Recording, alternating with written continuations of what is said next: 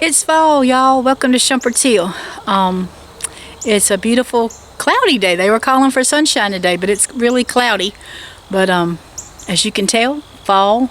We're in fall, and I just want to welcome you and show you some of our fall things and have a little chit chat today.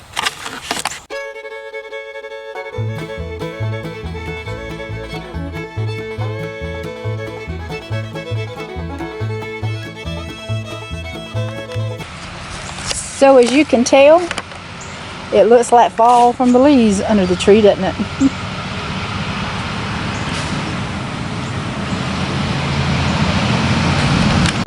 Here's some of our fall decorations in the yard. We don't have a whole lot outside.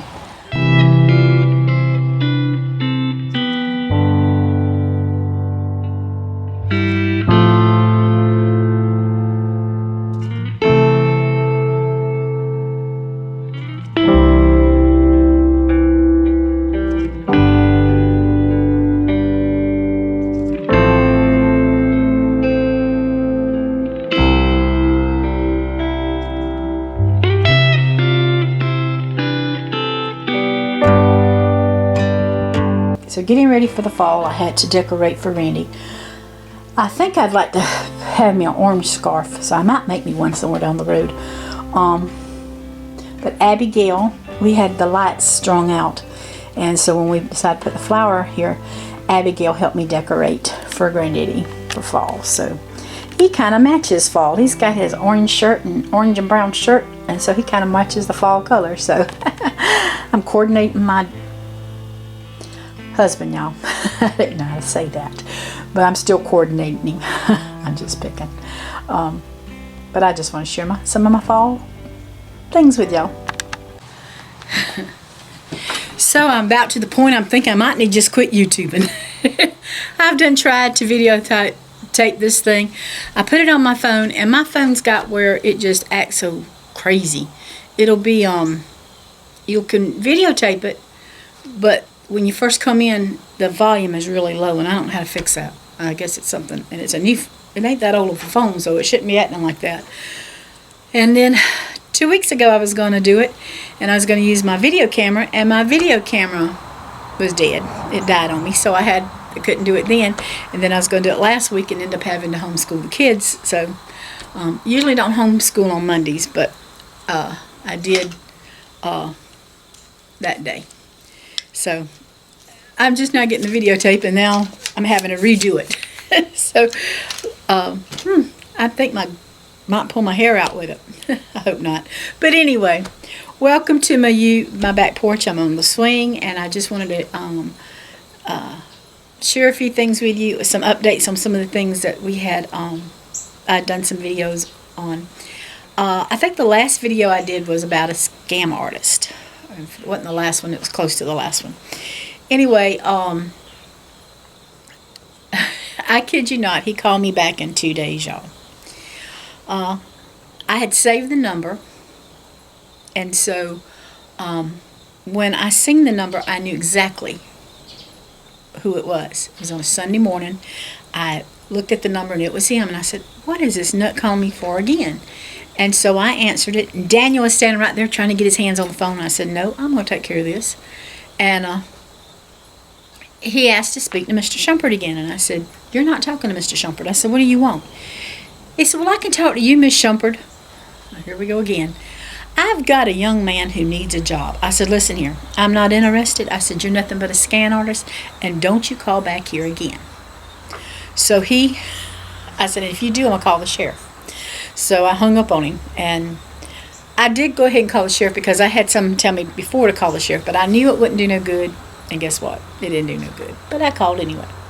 But he has not called back, thank the Lord, and that's a good thing because he was, at this point, done made me angry. Our air condition, I had did a video on the air condition.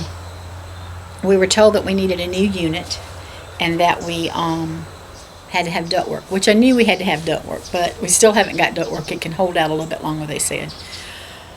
But I was going to have a new unit. With everything, we were looking good between $10,000 and $15,000.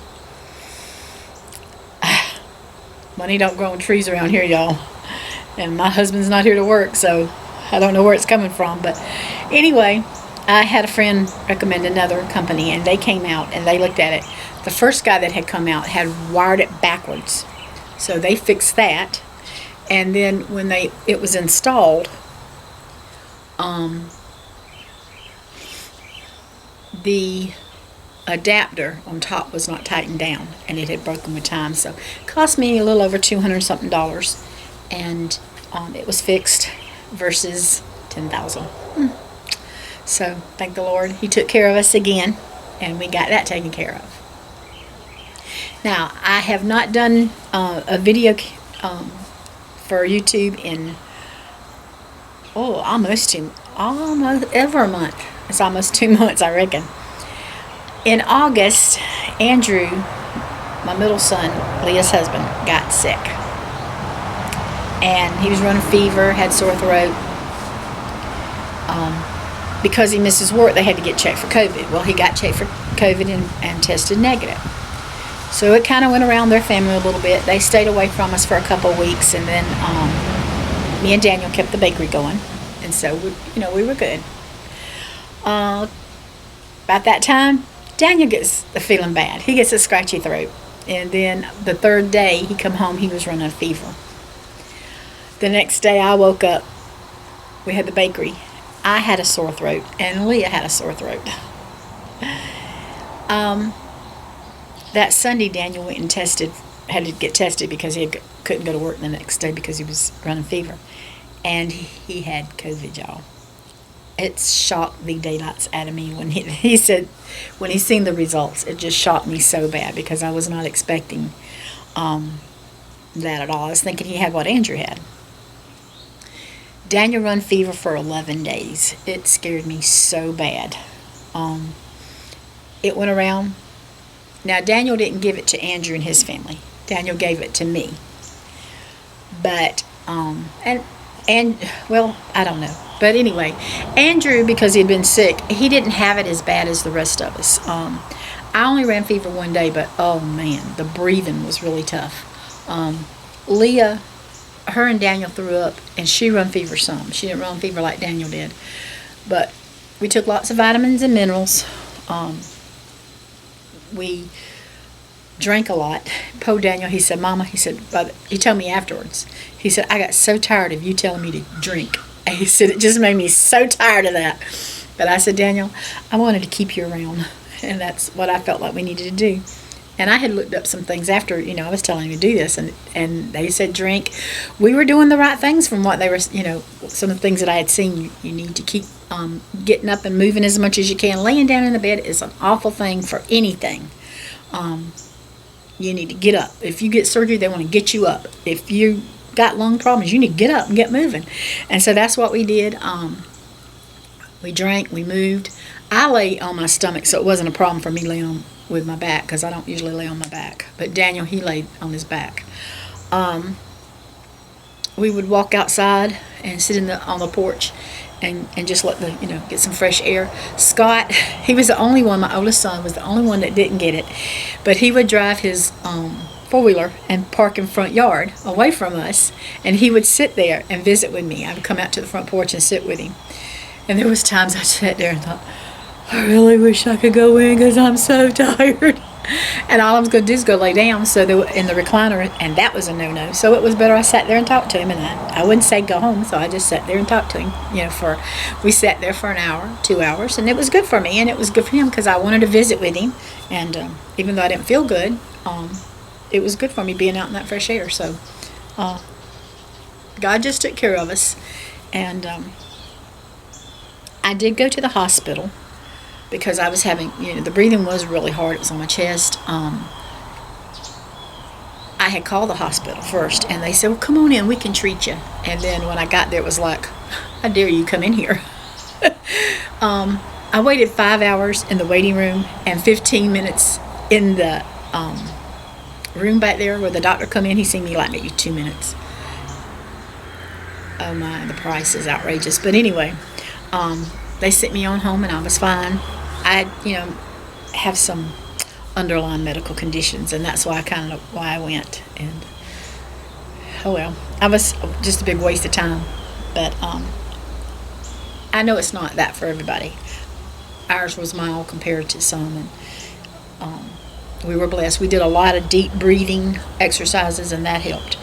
And so, but I know good well it was the Lord.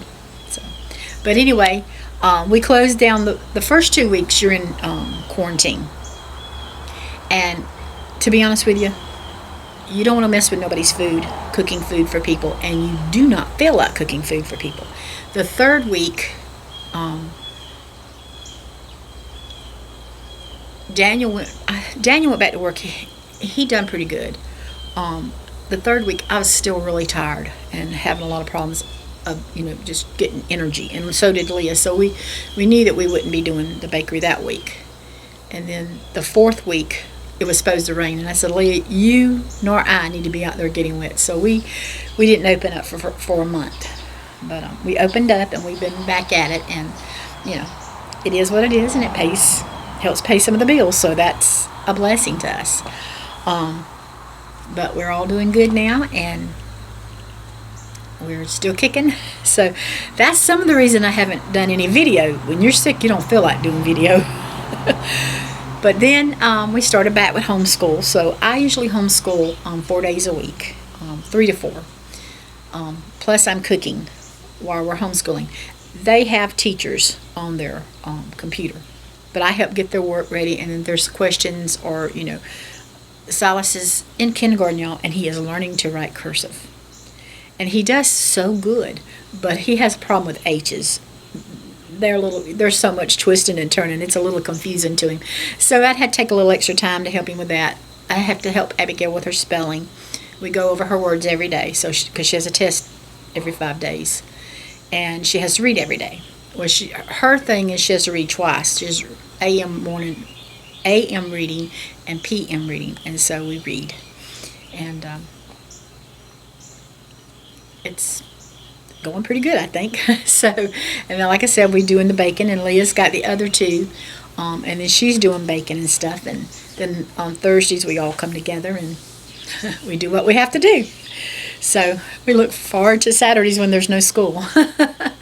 But anyway, no, I'm just picking it.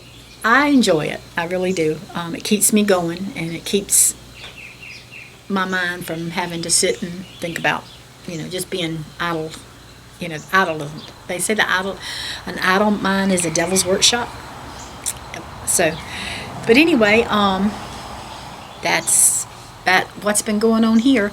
I am going to do another video with this, and you're probably going to think it's crazy, but I testified in church, and I thank God for COVID.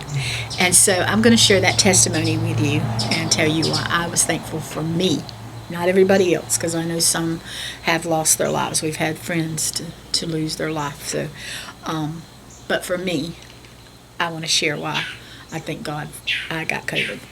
So that's something to watch out for. Thank you for watching. Y'all take care, and God bless.